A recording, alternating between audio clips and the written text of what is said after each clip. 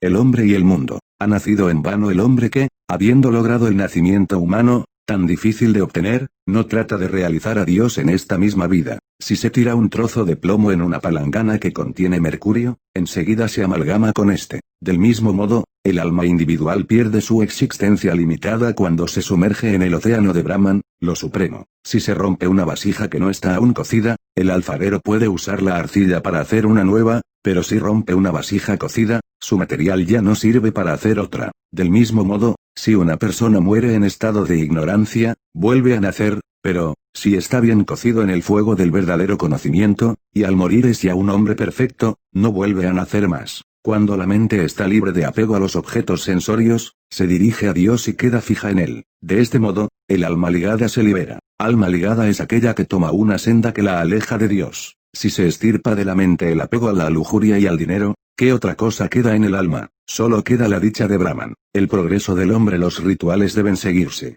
Pero, cuando uno crece en espiritualidad, su observancia no es necesaria. Entonces, la mente se concentra en Dios y logra la comunión con Él. Una madre prepara la comida para sus hijos de acuerdo con el gusto de cada uno. Si tiene 5 hijos y ha conseguido un solo pescado en el mercado, prepara con él distintos platos. A un hijo le da pescado frito, a otro pescado hervido, a un tercero sopa de pescado y así por el estilo. Este es el caso de los varios símbolos y disciplinas prescritos para los aspirantes espirituales. La compañía de los santos y los sabios es uno de los principales elementos del progreso espiritual. A sabiendas o no, consciente o inconscientemente, cualquiera sea el estado mental en que el hombre pronuncie el nombre de Dios, adquiere por ello mérito, ya sea que un hombre vaya voluntariamente a bañarse a un río, o que alguien por la fuerza lo tire al agua o que le echen agua encima mientras esté durmiendo, en todos estos casos se recibe el beneficio del baño. Cuanto más oculta una persona sus prácticas devocionales a los demás, tanto mejor para ella. Los árboles cargados de frutos se inclinan hacia el suelo. Si quieres ser grande, sea apacible y humilde. Una persona puede atribuir las varias formas y aspectos de Dios, que son corrientes en la sociedad, a mera imaginación y no tener fe en ellos. Sin embargo, Dios otorgará su gracia a aquella persona que cree en un poder divino que crea y dirige el mundo, y ora con angustiado corazón: oh un Dios, yo no conozco tu naturaleza real, dígnate revelarte tú mismo ante mí como tú realmente eres. El hombre y lo divino, los peces que juegan en un estanque, cuya superficie está cubierta de musgo y espuma, no son visibles desde afuera. Del mismo modo, Dios juega sin poder ser visto en el corazón del hombre, pues el velo de malla lo oculta al ojo humano. Sumérgete profundamente en el océano del amor divino, no temas, es el mar de la inmortalidad. Una vez le dije a Narendra: Dios es como un mar de dulzura. ¿No quieres sumergirte en ese mar? Suponte que hay una vasija llena de almíbar y que tú eres una mosca. ¿Cómo te las arreglarías para beber el almíbar? Narendra me dijo que lo haría desde el borde de la vasija, por temor de caerse y ahogarse. Entonces, repliqué: olvidas, hijo mío,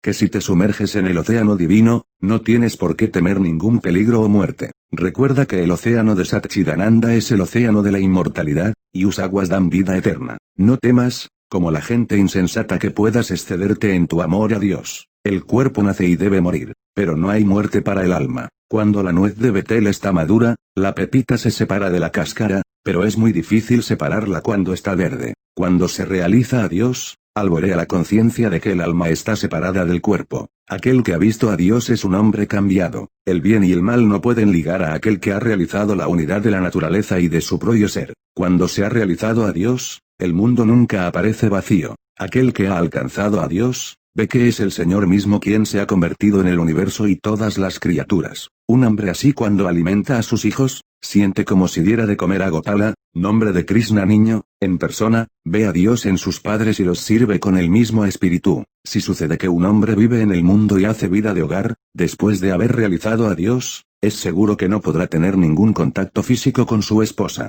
Ambos se tornan amantes de Dios y pasan sus vidas en oración y devoción. Sirven a todas las criaturas, y como Dios está en todos los seres, ellos lo adoran en todo. Máximas. Viviendo una vida de paz y virtud, sé indiferente tanto a la alabanza como a la censura de los hombres. Como los ladrones no pueden entrar en una casa donde hay gente despierta, del mismo modo, si tú estás siempre en guardia, ningún mal pensamiento podrá entrar en tu mente y despojarla de su bondad. Mientras vives, aprende cada día algo de los misterios del amor y la devoción. Eso te beneficiará siempre. Si el Señor quiere, puede hacer pasar un elefante por el ojo de una aguja. Él puede hacer todo lo que desee. Si tienes fe, alcanzarás el objetivo de tu anhelo. Lo eterno debe de ser alcanzado por medio de lo no eterno, lo real por medio de lo irreal y lo noumeno con la ayuda del fenómeno. El destino del hombre. Puedes ver muchas estrellas en el cielo durante la noche, pero no cuando sale el sol. Puedes, por eso, decir que no hay estrellas en el firmamento durante el día. Oh hombre, porque no ves a Dios en los días de tu ignorancia, no digas que Dios no existe. Ha nacido en vano el hombre que, habiendo logrado el nacimiento humano, tan difícil de obtener, no trata de realizar a Dios en esta misma vida. Primero gana a Dios y luego las riquezas, pero no trates de hacer lo contrario. Si después de adquirir la espiritualidad, vives en el mundo, nunca perderás tu paz mental. Verán todos los hombres a Dios. Nadie se quedará en ayunas durante el día entero, algunos consiguen la comida a las 9 de la mañana, otros a mediodía, y otros, en cambio, por la tarde o cuando baja el sol. En forma similar, tarde o temprano, en esta misma vida, o después de muchas otras vidas, todos deben ver y verán a Dios. Medita en el conocimiento y la bienaventuranza eterna y tendrás dicha. La dicha es en verdad eterna, solo que está cubierta y oscurecida por la ignorancia. Cuanto menos apego tengas a los objetos sensorios, tanto más crecerá tu amor a Dios. La naturaleza real del hombre. Como una lámpara no puede arder sin aceite, así el hombre no puede vivir sin Dios. El alma encadenada es el hombre, pero cuando está libre de las cadenas, Maya, es el Señor. La idea del ego individual es como si se cercara una porción del agua del río Ganges, y se le llamara mi Ganga. La verdadera finalidad del saber. Los libros sagrados solo indican el camino que conduce a Dios. Cuando se conoce el camino, ¿de qué sirven los libros? Viene entonces el tiempo de entregarse a la comunión con Dios en la soledad. Una persona recibió de su casa de campo una carta, en la cual sus parientes le pedían ciertas cosas. En el momento de hacer las compras, buscó la carta para ver cuáles eran los artículos pedidos. Al hacerlo, comprobó que la había extraviado. La buscó afanosamente por todas partes, hasta que la encontró. Volvió a leerla con gran cuidado. La carta decía, por favor, manda 5 kilos de dulce, 100 naranjas y 8 metros de tela. Una vez enterado de su contenido, tiró la carta y se apresuró a buscar las cosas pedidas. Del mismo modo, los libros sagrados solo nos señalan los medios para realizar a Dios. Conocidos los medios, el próximo paso es abrirse camino hacia la meta. La realización es la meta. Para vidya o conocimiento supremo, es aquel por el cual realizamos a Dios. Todo lo demás, las escrituras, la filosofía,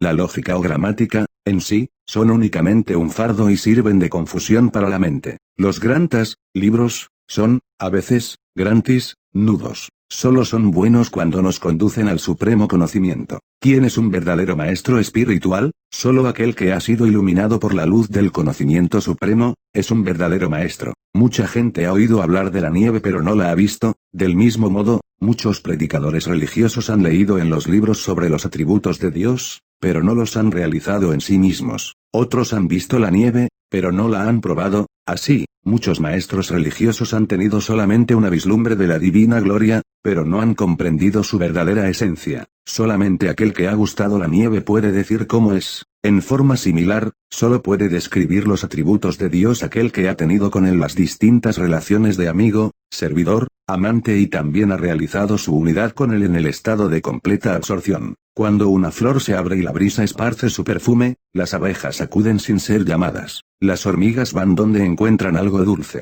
Del mismo modo, cuando un hombre se torna puro y perfecto y la dulce influencia de su carácter se esparce por todas partes, todos los que buscan la verdad se sienten naturalmente atraídos por él. No necesita ir en busca de oyentes. El agua de lluvia de los techos cae al suelo por canos que, a veces, en su extremidad tienen la forma de una cabeza de tigre. Se recibe la impresión de que el agua sale de la boca de un tigre, cuando en realidad desciende del cielo. Del mismo modo, las enseñanzas de los santos, aunque salen de sus bocas, es algo que viene directamente de Dios. Parentesco de todos los que buscan lo espiritual. Las personas de mente espiritual forman un mundo aparte, que está por encima de todos los convencionalismos sociales. La mujer siente, naturalmente, pudor de relatar a todo el mundo las conversaciones que tiene a diario con su marido. Nunca las comunica a nadie, ni se siente inclinada a hacerlo, y si sus íntimos secretos llegan a divulgarse, se siente muy molesta. Pero a una amiga íntima le hace sus confidencias sin reserva, y a veces está impaciente por contarle sus intimidades, hallando gran placer en hacerlo.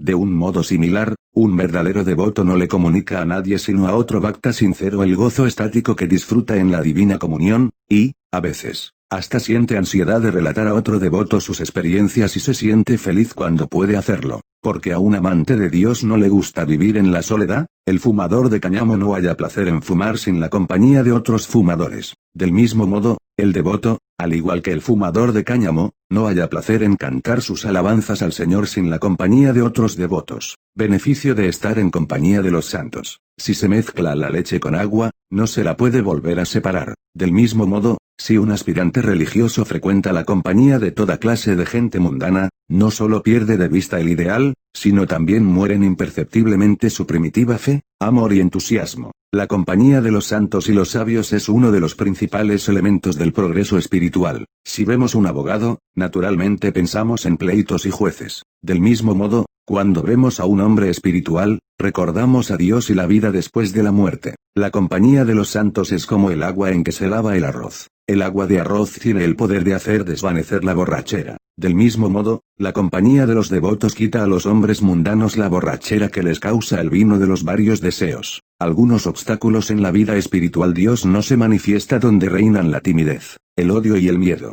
En la balanza, el platillo más pesado baja, mientras que el más liviano sube. En forma similar, quien está cargado con muchos cuidados y preocupaciones mundanas se hunde, en cambio, aquel que tiene pocos deberes y ansiedades se eleva a los pies del Señor. ¿En qué estado mental se obtiene la visión de Dios? Cuando la mente se encuentra perfectamente tranquila, mientras el mar de la mente es agitado por el viento de los deseos, no puede reflejar a Dios, y por lo tanto, la visión divina es imposible. No seas como la rana en el pozo. La rana que habita en el pozo no reconoce nada mejor y más grande que su propio pozo. Así son todos los fanáticos. Piensan que no puede existir nada mejor que su creencia particular. Paciencia. Fíjate en el yunque del herrero, cuántos golpes recibe, sin embargo no se mueve de su lugar. Aprende del yunque a tener paciencia y saber resistir. Discreción. Guarda en lo íntimo tu fe y sentimientos. No hables de ellos a los demás. Caso contrario, sufrirás una gran pérdida. Cuanto más oculta una persona sus prácticas devocionales a los demás,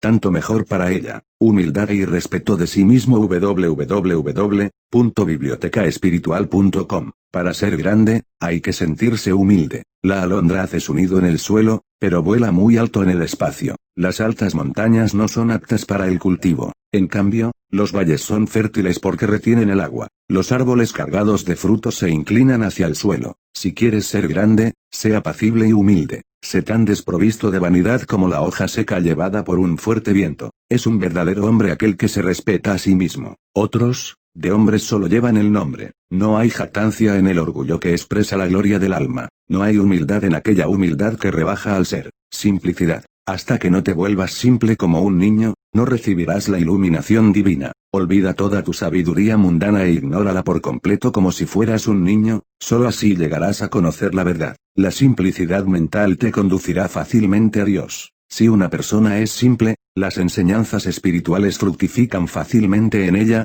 con la misma facilidad que germinan las semillas en la tierra cultivada, libre de piedras. Renuncia a los deseos. Mientras el espacio celestial del corazón es agitado por las ráfagas de los deseos, hay poca probabilidad de contemplar allí el esplendor de Dios. La visión beatífica solo alborea en el corazón que está calmo y arrobado en la comunión divina. Cuanto mayor es el apego que tiene al mundo, tanto menor es la posibilidad que tiene el hombre de obtener el conocimiento. Cuando menos está apegado al mundo, más probabilidades tiene de alcanzar el conocimiento. ¿Cómo podemos vencer la animalidad que vive en nosotros? Cuando la fruta crece, los pétalos de la flor caen por sí solos. De igual modo, cuando crece en ti la divinidad, todas las debilidades de tu naturaleza humana desaparecen por sí solas. Como desaparece la atracción de los placeres sensorios, desaparece en Dios, que es la personificación de toda dicha. Aquellos que realizan a Dios, no sienten atracción por los placeres mezquinos y sin valor del mundo. Oración y devoción. Se debe orar ante Dios en voz alta. Reza como te plazca. Es seguro que Dios te oye siempre. Él escucha hasta las pisadas de una hormiga. ¿Hay realmente alguna eficacia en la oración? Sí. Cuando la mente y el habla se juntan para pedir con fervor algo, esa plegaria recibe contestación.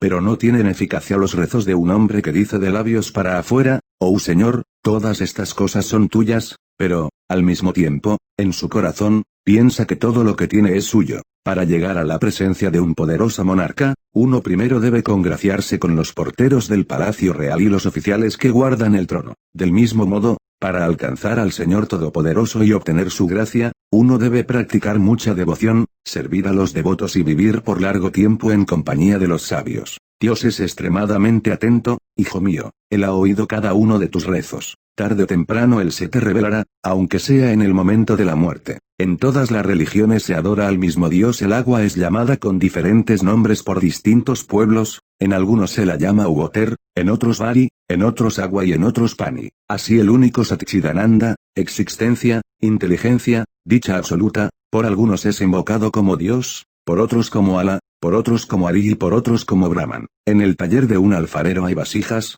jarros, fuentes, etc., de distintas formas y tamaños, pero todos están hechos de arcilla. Así, Dios es uno, pero se le adora en distintas épocas y regiones de la tierra bajo diversos nombres y formas. Las religiones son solo diferentes senderos que conducen al único Dios. En un gran estanque hay varias escaleras, ghats, para llegar al agua. Podemos bajar por cualquiera de ellas, pues, lo importante es bañarse o llenar su propia vasija con agua, y no discutir inútilmente sobre si una escalera es mejor que otra. En forma similar, hay muchas escaleras que conducen a las aguas de la fuente de eterna dicha. Cada religión es uno de esos ghats. Desciende rectamente, con sincero y anhelante corazón, por uno de esos ghats y llegarás al agua de la bienaventuranza eterna. Pero no digas que tu religión es mejor que la de otro. Muchos son los nombres de Dios e infinitas son las formas por cuyo medio uno puede acercarse a Él. Cualquiera sea el nombre y la forma con que lo adoras, por medio de esa forma lo realizarás. La luz del gas ilumina varios lugares con distinta intensidad,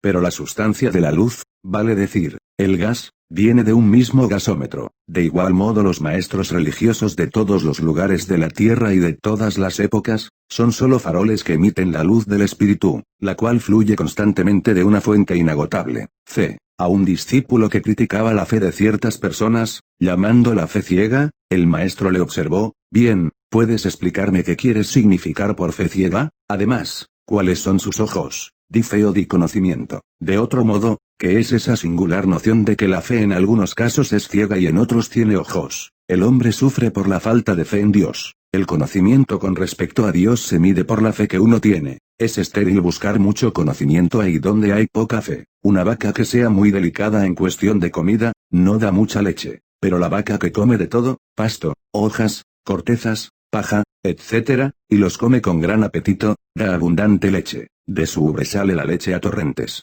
Aquel que tiene fe lo tiene todo, y quien carece de ella, carece de todo. A menos que se llegue a tener la fe de un niño, es muy difícil realizar a Dios. Si una madre le dice a su hijito: ese es tu hermano, el niño cree plenamente que la persona a quien ella se refiere es realmente su hermano. Si la madre le dice: no vayas allí porque hay un espantajo, el niño piensa que realmente hay allá un espantajo. Dios se apiada cuando ve en un hombre esa fe infantil. Nadie puede alcanzar a Dios teniendo la mente calculadora de un hombre mundano. Entrega a Dios. Aquel que puede entregarse a la voluntad del Todopoderoso, con simple fe y sincero amor, realiza al Señor muy rápidamente. Vivir en el mundo o abandonarlo, depende de la voluntad de Dios. Por lo tanto, trabaja y deja todo en sus manos. ¿Qué otra cosa puedes hacer? ¿Qué debemos hacer, ya que estamos en este mundo? Resígnate a Dios, haz entrega de todas las cosas a Él, y no habrá más perturbaciones para ti. Entonces, llegarás a saber que todo se hace por su voluntad. No hay senda más segura y llana que la de Bakalma, otorgar poder general.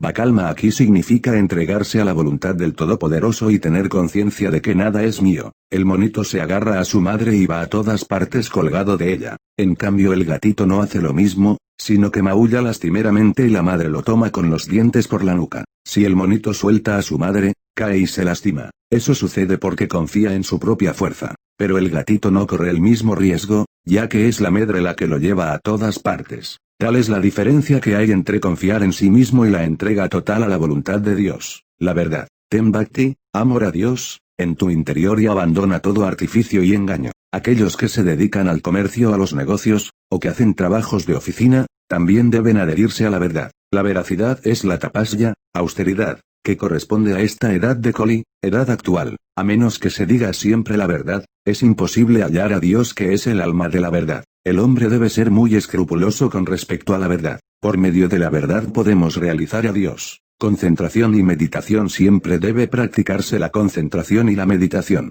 Al atardecer, dejando de lado todo trabajo, debes meditar en Dios. Cuando oscurece, el recuerdo de Dios surge espontáneamente en la mente. Todo era visible hace un rato, pero, ahora la oscuridad envuelve todas las cosas. ¿Quién ha hecho esto? Tales pensamientos surgen en la mente. ¿No has notado que los musulmanes al atardecer abandonan el trabajo y se sientan a orar? Medita en Dios, ya sea en un lugar oscuro o en la soledad de los bosques, o en el santuario silencioso de tu corazón. Refiriéndose a la época de sus sadanas, el maestro decía a veces a sus discípulos, en aquellos días, antes de meditar en Dios, solía imaginar que lavaba mi mente de todas las impurezas, malos pensamientos, deseos, etc., y, luego, instalaba en ella a la deidad. Haced vosotros lo mismo. Dilúyete en el Señor, como las drogas se diluyen en el alcohol. La meditación profunda revela la verdadera naturaleza del ideal elegido en el cual se medita y la infunde en el alma de aquel que está meditando. El secreto consiste en que la unión con Dios,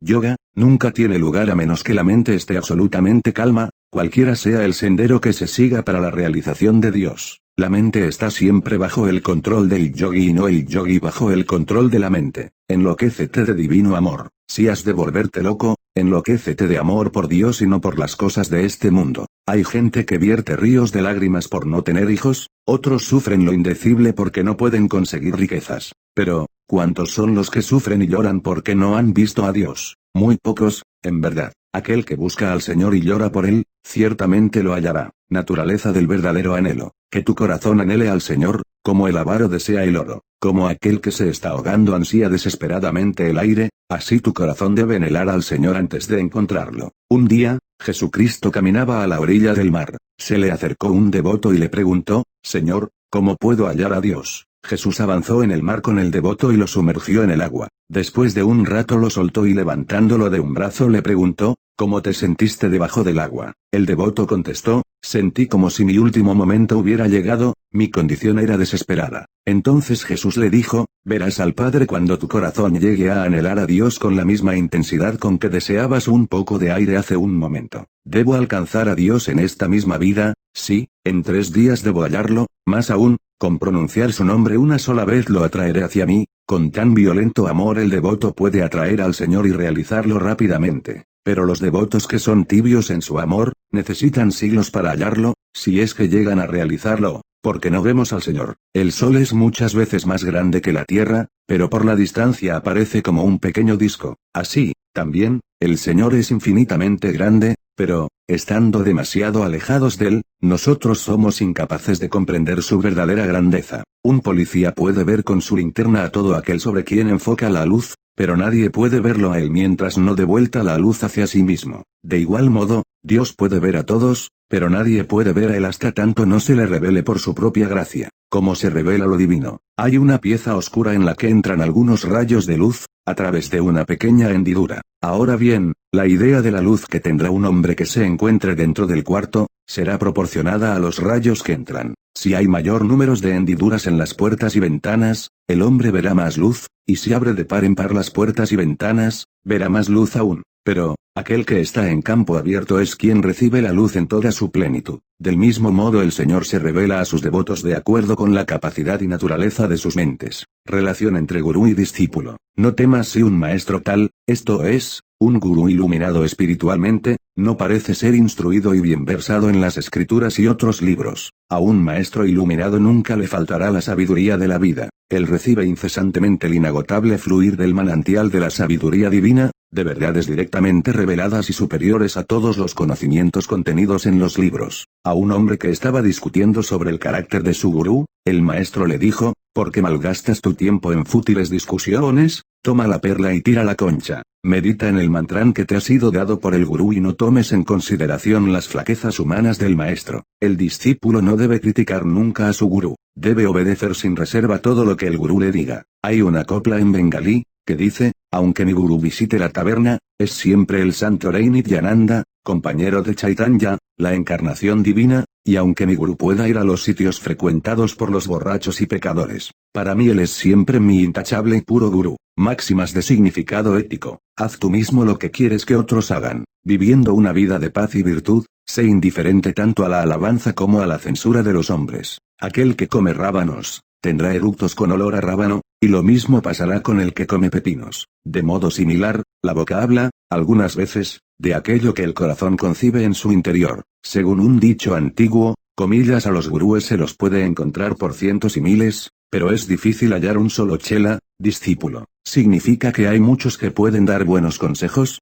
pero son pocos los que los siguen. Porque degenera la religión, el agua de lluvia es pura, pero cuando toca la tierra se ensucia debido al medio por donde pasa. Si los techos, las cañerías y los canales son sucios, el agua que pasa por ellos tiene que ser forzosamente turbia. Del mismo modo, la religión es manchada por el medio a través del cual se manifiesta. Mientras vives, aprende cada día algo de los misterios del amor y la devoción. Eso te beneficiará siempre. Permanece siempre firme y constante en tu propia fe, pero aléjate de todo fanatismo e intolerancia. El mejor sendero para ti es renunciar al deseo y trabajar con desapego. Máximas de significado espiritual. El cielo habla, a veces, por la boca de los locos, los borrachos y los niños. El diablo, el pecado, no entra nunca en una casa en donde siempre se cantan lores a Ari, Dios. Si el Señor quiere, puede hacer pasar un elefante por el ojo de una aguja. Él puede hacer todo lo que desee. Aquel que ha tomado refugio en Dios, nunca da un paso en falso. Hasta que el espíritu en el hombre no es despertado, él no puede conocer a Dios. Toma refugio en Dios y abandona la cortedad y el temor. Aleja de ti ideales tales como, si yo bailara cantando los nombres del Señor, ¿qué diría la gente? Si tienes fe, alcanzarás el objetivo de tu anhelo. Es absurdo pensar que nos pueda sobrevenir algún daño por la excesiva absorción en Dios. Los rayos del diamante iluminan y acarician, pero no queman. Lo eterno debe ser alcanzado por medio de lo no eterno, lo real por medio de lo irreal y el noúmeno con la ayuda del fenómeno. Su nombre es inteligencia, Chinmaya, su morada es inteligencia, y él, el Señor, es todo inteligencia. Existen en el ser humano dos tendencias, una hacia lo placentero y otra hacia la perfección. Casi todos eligen lo que atrae a los sentidos, muy pocos eligen la perfección. La causa de ello es que los placeres sensorios son más inmediatos y fáciles de conseguir, en cambio, la perfección está a gran altura y se tarda mucho para alcanzarla. En el caso de la mayoría de la gente, ni siquiera puede hablarse de elección, ya que ellos siguen ciegamente los impulsos instintivos y son incapaces de prever las consecuencias de sus actos y pensamientos. La verdadera elección solo es posible para unos pocos que tienen claro discernimiento y voluntad poderosa. La voluntad se vuelve más fuerte a medida que ejecuta lo que le dicta el discernimiento, y el discernimiento a su vez se clarifica viendo el resultado de lo que la voluntad ejecuta. Si escudriñamos hondamente la naturaleza de nuestro deseo, veremos que tiene límite. Quisiéramos juntar toda la belleza que el Creador ha derramado en la naturaleza y el universo, juntar la bondad de todos los seres buenos y la sabiduría de todos los sabios. Quisiéramos que la belleza, la sabiduría y la bondad fueran perfectas y estuvieran siempre presente. Quisiéramos nosotros tornarnos perfectamente buenos, sabios y radiantes de belleza inmarcesible. Este deseo ilimitado demuestra que nuestra naturaleza verdadera es infinita y perfecta, mas nos equivocamos cuando queremos realizar la perfección en el plano sensible. Por los sentidos solo podemos percibir la sombra de la realidad. Todo lo que percibimos es fragmentario y fugaz, exaspera nuestro deseo sin nunca satisfacerlo. Tenemos, sin embargo, otra clase de percepción que es intuitiva, suprasensoria, por la cual podemos penetrar el control de los sentidos, la concentración mental y el intenso amor hacia nuestro ideal espiritual. La gente común cree que todo idealismo es utópico. Pero, ¿qué sucedería si a los seres humanos se les quitara por completo el idealismo? Desaparecería todo sentido estético, moral y espiritual. El hombre quedaría reducido a un mero animal. La verdad es que nadie puede vivir sin alguna idea de progreso o mejoramiento, y esto implica el deseo de alcanzar algo que aún no hemos realizado. Todos somos más o menos soñadores o idealistas. Aún en las cosas comunes de la vida diaria como son el comer y el vestir, queremos que intervenga el toque de algo estético e inmaterial. La forma está compuesta de carne, huesos, sangre y otras materias impuras, pero en una persona que nos es querida, no notamos todo eso, siempre vemos en ellas algo invisible a los ojos físicos, y ese algo se ennoblece, se embellece, se expande y hasta se hace infinito, de acuerdo con la tendencia estética, moral o mística de nuestro temperamento. El místico, en realidad, no idealiza a las personas o los objetos, sino que ve en ellos la manifestación de su ideal divino. Es un hecho que ningún ser humano puede quedar satisfecho con lo que es puramente material, de ahí surge la necesidad del idealismo y la fe. Por la fe y el idealismo tratamos de trascender los límites del mundo sensible. Es esta una necesidad innata del alma humana y es prueba de su inmaterialidad e infinitud. Mas, para que el idealismo y la fe no queden en el plano de la imaginación, deben ser practicados, deben guiar todos nuestros actos y pensamientos y transformar por completo nuestra vida. En otros términos, el ideal no debe quedar siempre como ideal, vale decir, alejado de nosotros. Debe tornarse real, acercarse a nosotros, acompañarnos siempre. Debe llenar nuestra mente y nuestro corazón, convertirse en el bien amado de nuestra alma, por cuya presencia todo lo que amamos se vuelve más querido. Cada persona tiene del bien un concepto distinto. El que cree que el ser humano es un ente meramente corpóreo, busca para sí y para los suyos comodidad y seguridad en el plano físico. El que da más importancia a la mente, procura cultivarla con la literatura, la filosofía, el arte, el estudio de la ciencia. En cambio, el que siente que es un alma inmortal, busca el conocimiento supremo, o la comunión con Dios. Hay una etapa evolutiva en que el hombre siente la nostalgia de lo infinito. Entonces las ligaduras que lo atan comienzan a aflojarse, las limitaciones físicas y mentales retroceden hasta desvanecerse del todo. Lo que antes era considerado concreto, se vuelve abstracto e inexistente, en cambio, lo que parecía abstracto se revela como la realidad única, la existencia infinita, en la cual vivimos, nos movemos y somos.